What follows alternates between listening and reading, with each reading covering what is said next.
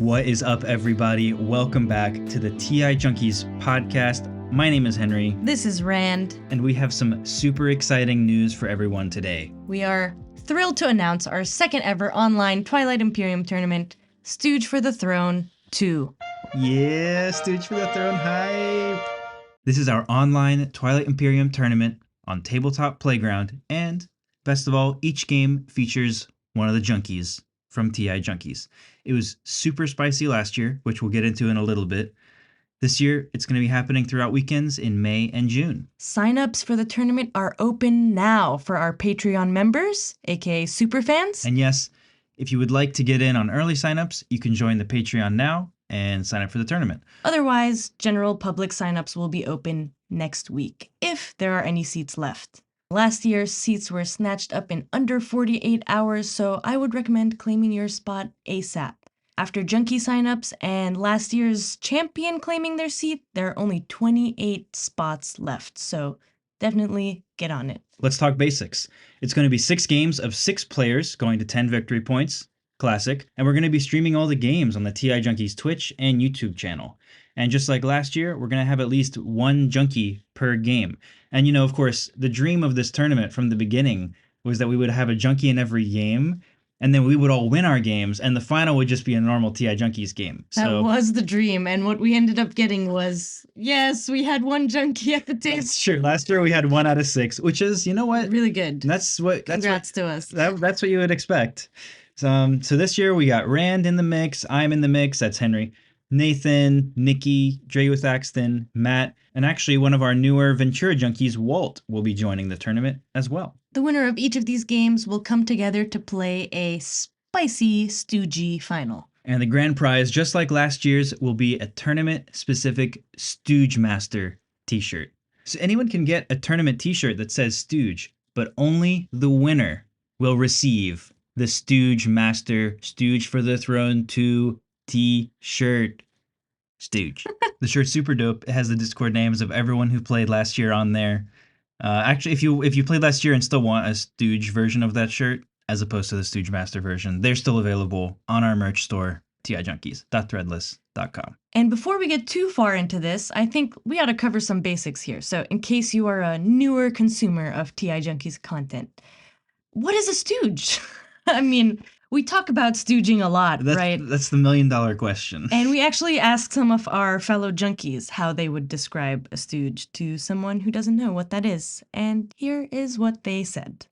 So what is a stooge? A stooge is somebody who's helping somebody else win. A stooge is when you start giving trade goods away for nothing. If it's not helping you win, you're stooging. A stooge is a Twilight Imperium player who has stopped looking out for their own game and now instead allows themselves to be blindly puppeted by a Nathan, another player. And you start letting people take your planets without any kind of deals in place.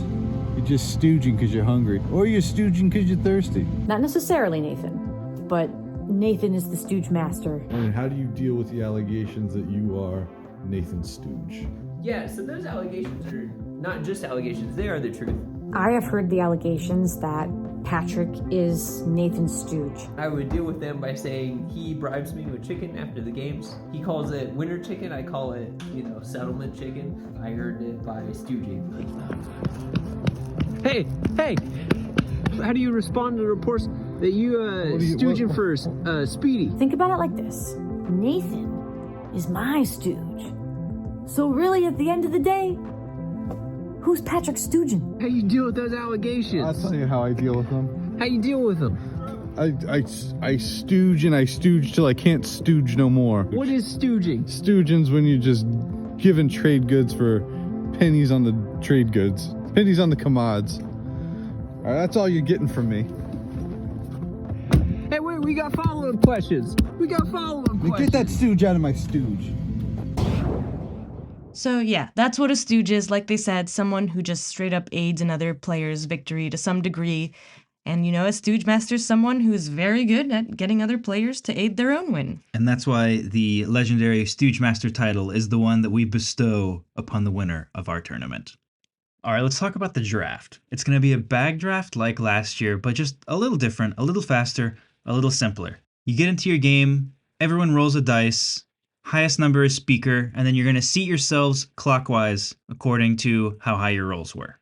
Then the draft begins. So each player gets a bag with 3 blue tiles and 2 red tiles, along with 4 factions. So when you are setting this up on TTPG, you'd leave everything on the left side except for factions as it is. And then on the right side, we do what I like to call max spice, which is all beta wormholes, all alpha wormholes, and both legendaries. From there will be no passing of the bags like last year. The bag you receive is the bag that you have. So you'll have the tiles from which you will build the map, rules as written, raw. And if you don't know much about building the map raw, we will have this written out in our Discord, and also next week's podcast will be about building the map rules as written. Ooh, a junkie's favorite. That was the Patreon vote for this month's topic, so we are very excited to talk about that because junkies love building the map. And we love giving the people what they want. Of course, this means that deals are allowed during the map making, and they are non-binding deals. Perfect for Spice. It means that the hosing can begin from the first second of the game, the stooging can begin from the first second of the game, and then finally, once the map is complete, each player will choose from their 4 factions in speaker order. So whoever's speaker will choose their faction first, maybe providing some opportunities for the rest of the table to counterpick. I love to have Necro in hand and then see Jolnar be my neighbor. You know, that's a easy pick, and I hope to see that exact scenario happen in this year's tournament. Ooh, I hate to be Jolnar and then Necro's my neighbor. Gross. If you have any questions about any of this information, it's all going to be on our Discord server. Come in, chat about it. Let's talk Stoogin for the throne. Now I think it's about time for a little nostalgia. Cue the nostalgic dreamy music. Stooge for the Throne 1 last year was a really great time. I think we had some amazingly spicy games, a lot of fun play. I was really happy because I got to play 2 games. Ooh! So we looked back at some of the old tournament footage and we asked some of the Stooges in the Discord server from their favorite moments from last year's tournament so that we could walk you through some of the spicy highlights. So let's start from the very beginning, Game 1. Our resident junkie in that game was Matt, who played Extra. We had Big Al as Sar, Old Walt as Nazroka, Jadim Jedi as Jolnar, Bells as Mahakt, and Not a Drug Dealer as Nalu. That's too many good factions in one game. It was a very saucy game, and it felt like there were too many good factions by the end.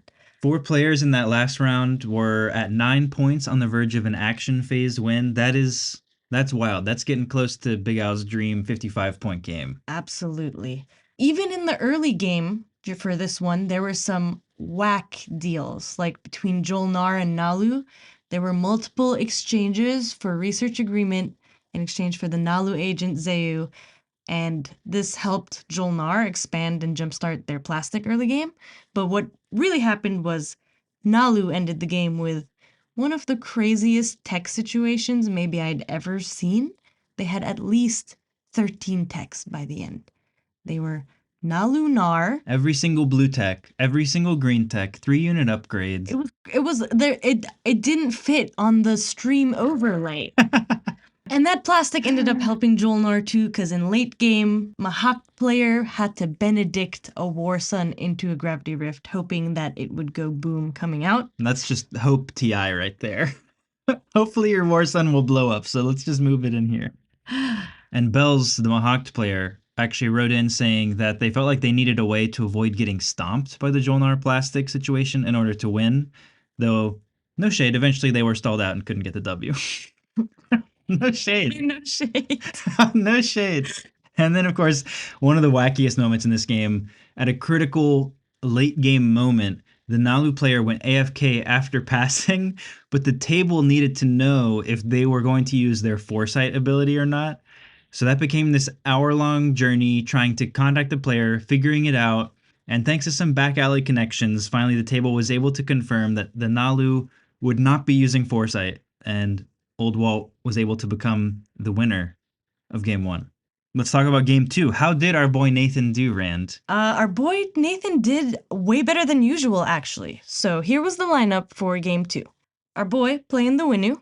Count Bleck playing Sol, Weaver CT playing Sardak, Ronnie Bimbo as Titans, Just Jelly as Necro, and Anjin the fourth as Jolnar. So Nathan was Winu, which obviously comes with its own inherent amount of heat, but despite that, he actually made it pretty far and had somewhat of a path in the final round, which, leaded to, as Nathan likes to say, the Malachi Crunch. So he was crushed from both sides, each neighbor just taking a good old chunk out of the Winu, and he could not get the W. But something I do remember from that game that was super hilarious was early first round deals. Dealing with Nathan is a unique experience in TI, and someone offered Nathan a deal to give them enough money or whatever to get enough Winu mechs off Warfare to score a structure objective. Nathan was so paranoid and confused by how Winu mechs works that he just assumed this was an attempted hose, and he passed on the deal. And I remember watching the other player be really confused by this, and it was just a great moment of like, this is when people encounter Nathan in the wild, like just the meta mind blow. Playing with someone from a totally different meta is always a reminder that you can't, or maybe you just shouldn't, take anything for granted in TI at any table. You never know where people are coming from with their own views on the game. Make no assumptions. Spell it all out. Sardak also had a spicy start this game. They took Warfare with the plan of taking Equidistance and all the planets in their slice once Gamma Mama was unlocked. And then they were actually able to follow Diplo and take Mechatol via the Grav Rift. They were also able to be pretty aggressive with their Titans neighbor from very early on, hamstringing the Titans game, which, personally, I love seeing the bugs so effective, especially against such a good faction, in my opinion. Oh yeah, like for Titans. sure. Titans is OP, so to think of just a bunch of little bugs running over and just being like, "You are out of this game, good robot." It's interesting. And ultimately, the winner of this game was someone who managed to lay low and avoid the heat, thanks to the spectacle that was Winu, and that was Anjin, piloting Jolnar, who actually won this game style points by scoring Become a Martyr in their home system for the 10th point. They played it super cool as the table was debating whether or not they could win off BAM. And then in the end, the table was like, we just got to go for it. And that's what happened. It's true. The poker face was never let down once. I think there was actually a little one tell, which was casually passing on firing PDS. But hilariously enough, no one really clocked that as a, wait, this is BAM. But they were discussing it. They really wondered if it was BAM. And Anjin even played Parlay on one of the planets to, just for theater. It was all theater. It was a great show, honestly. Parlay on one of your home planets just to score BAM on the other is the equivalent of wearing a green tuxedo to your wedding. Love that. So game 3, we had our featured junkie, Drago Thaxton playing Yssaril, Elspeth playing the Tsar, K Ruthless playing Ghosts, their favorite faction, I believe, Bam Bam with Empyrean, Carnal playing as Sol, and Dookie for Life playing Hakan. And this game, Game 3, was one of the spiciest games last year, because it saw the one and only elimination of the Stooge for the Throne tournament. That was so dramatic. So the first 2 players in line to win were Sol, Carnal, and Ghosts, who were support swapped. So the table colluded and decided if they eliminate Sol, that's 2 birds, 1 stone, their support would no longer exist, and both threats would no longer be potentials to win the game. And very cheekily, Sol's last move of the game was to scanlink their final planet with a 1 in 3 chance at pulling DMZ, just to completely hose everyone who was in on the elimination. But that didn't end up being the Explorer draw. And then in the wake of the elimination, the game state hit this weird spot where there was a loose Ghost support so that someone else could get that point. The Yssaril players' efforts to eliminate Ghosts ultimately resulted in being spread too thin, so they were slayed on the 1 by the SAR player who held Diplomacy. The game finally ended with Ruthless proposing a gambit between themselves and Bam Bam. Now that Ruthless has this stray support, they roll a dice. If it goes one way, Bam Bam gets the support for the win. And if it goes the other way, Bam Bam must slay the SAR player who scores ahead of Ruthless, allowing Ruthless to win. Interestingly enough, right before the roll, Bam Bam requested a 60% chance to take this deal instead of the standard 50-50, and that small margin was exactly where the dice landed, and the gambit went in Bam Bam's favor. Congratulations, Bam Bam. 1 year later, congratulations. We've been holding off on our congratulations this long. I love that. I love the like last minute. Actually, let me get 60, especially when it's like, well, you need me to do something. Yeah. So like, give me the odds because I would actually just be handing you the win as opposed to me doing something. I don't know. I love that, and I love that that's what ended up getting Bam Bam into the finals of last year's tournament.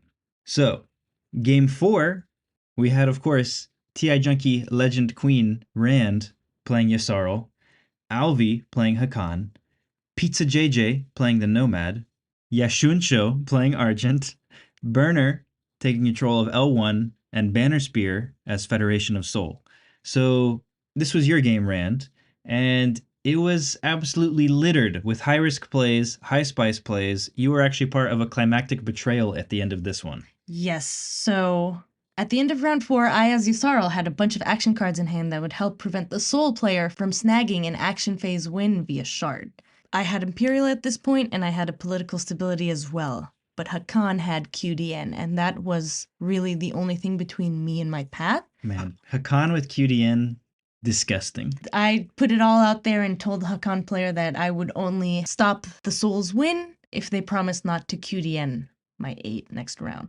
As the terms of this deal were being worked out, Pizza was even feverishly whispering to me that there was 0 chance that this player would keep the deal.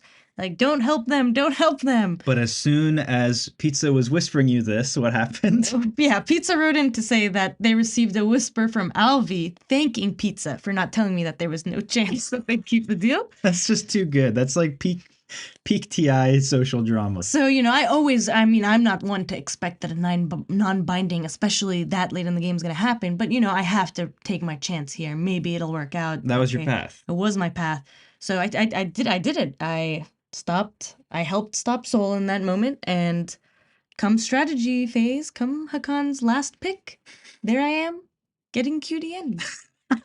Receiving trade. But even at that point, when I tried to tell the Hakan player that leadership was better for them, Pizza agreed. Pizza spoke up and laid out exactly why taking 8 would be a dead end for the Hakan player, and why QDNing leadership would indeed be the better call. And how did that work out for everyone in the end?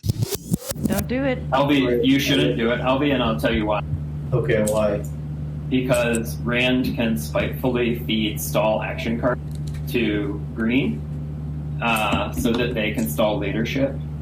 And then you will have to play the 8 before you have the 6 tokens. It was going And to, meanwhile, red this can way, just Bam park Bam over is Rex, so you can't get your block there. So it's a dead end for you.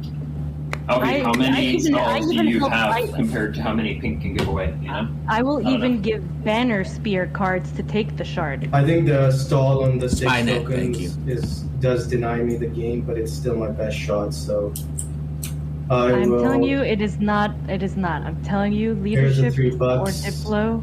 Sorry. All right, GG's. Wow. Banner Spear or Yashunsho. One of you is gonna win. Hakan chose to stick to the deal breaker persona, and I got stuck with trade, and neither of us won the game because Dark Rand took over, you know? She's a revenged lady. Yes, burning everything to the ground for sure.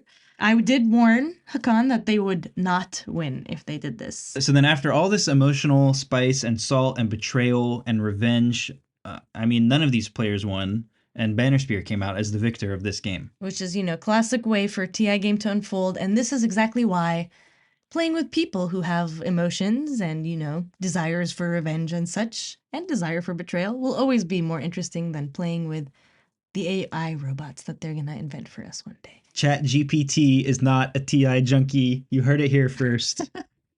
All right. So game 5, this was my game.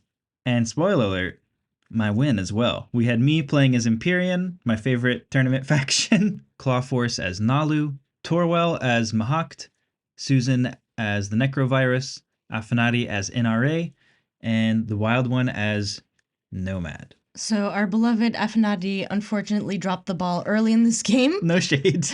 People in chat would actually come into the stream wondering if they got ate up by their notoriously aggressive neighbor Susan, but nope, it was mostly self-hosing. That is true, but I do want to fess up and say I definitely took a planet from them at some point to score a control objective. We definitely had some border tension.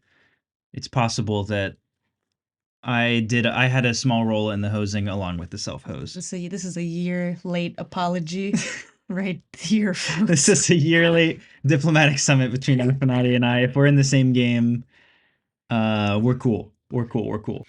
Also, one of my favorite parts about this game was it was the karaoke game. We had Clawforce singing. We had songs throughout. We had Lion King. It was the best copyright strike of all time. And then ultimately we had a lot of contenders for the win. I remember Wild One took my home. Susan was flying all over the board, win slaying, and still controversial to this day in some circles. My circle, that's just me. Clawforce and I did ultimately engage in what folks call the Devil's Gambit, which is when we roll a dice to determine who will give who a support. To the credit of the other players, they were doing a good job of carrying out the nuts and bolts of a winslay. Clawforce and I were both out of it, but we did not get eliminated. And, actually for a second, it seemed like Afanati could win make Torwell with their support, but then there was a really great, actually, push his glasses up moment where we all realized they were both passed and couldn't actually do a transaction to have that win make happen during the action phase. And, personally, I'm always happy to win the game by any means necessary. I have a little bit of guilt about the work the other players were putting in, but I wanted to win. If you get to 9 points and something goofy happens and you get your 10th point, I still will stand by that no matter what, though I understand being on the other side of this, it's harder to make that claim. I'm sure we'll talk about all this kind of stuff in a future episode, but that's game 5. And then the last game of this first round, game 6, we had Nikki P as Titans, Horny Lord Vader as Cabal, Pasta JJ as Hakan, Zombie Bells as Jolnar, Waldo as Nomad, and Will as Mahakt. This was yet another super tight game. Everyone seemed to have a decent path in round 4, getting into round 5. And Waldo, the Nomad player, actually said they remember seeing that their only chance of winning was to stir the pot by letting Pasta JJ have Mechatol, which of course was followed by some salt and chaos. I love those moments in game where everyone's like, "What? Why would you do that?" And it's like, this is exactly why, for you all to freak out. Like this is just I don't know. It's a move. We had some spicy home system fights between the Cabal player and Hakan player. Poor Cabal's home had Hakan in there at one point, Nomad in there at one point, Mahakt in there at one point. And then in a spicy twist, the Mahakt player Will went into round 5 with just 5 points in last place. And we all know that's possible with Imperial, but it's still an amazing swing. Will ended up winning in the action phase via Prove Endurance. And along the way, he snagged 3 attachments with some nifty Starlancer placement, using fleet logistics after taking Mechatol to get that Imperial point, scoring Brave the Void over a Cabal dock, so a little bit of an unconventional Brave the Void. And then, Prove Endurance to take the win home. Well. well. That's good. And that brings us to the final game, the spiciest final the TI Junkies tournament has ever seen. Number 1 to this day. To this day, the best final we have ever seen of a TI Junkies tournament. So in that game, we had myself, Henry, that's me, playing Jolnar, Old Walt playing the Sardak Nor, Anjin playing Barony of Letnev, hoping to repeat his Become a Martyr Spice, Bam Bam 9229 as the Empyrean, shout outs to you for stealing my favorite tournament faction, Banner Spear piloting the Necrovirus, and Will coming in with Federation of Sol. As you would hope, it ended up being a very competitive final. I remember everyone going into round 3 was tied. It was super tight. Walt played a great Sardak game despite the tragic moment when they got parlayed on Mechatol. This ended up coining an iconic phrase, if Sardak can't have double guac, no one can have double guac. And of course, Old Walt still got to 9 in the end, which I know you fellow Sardak lovers out there love to see. I don't know about you guys, but if I'm playing Sardak or seeing Sardak and they get to 9, I'm like, all right, they won. I won. I'm not coping.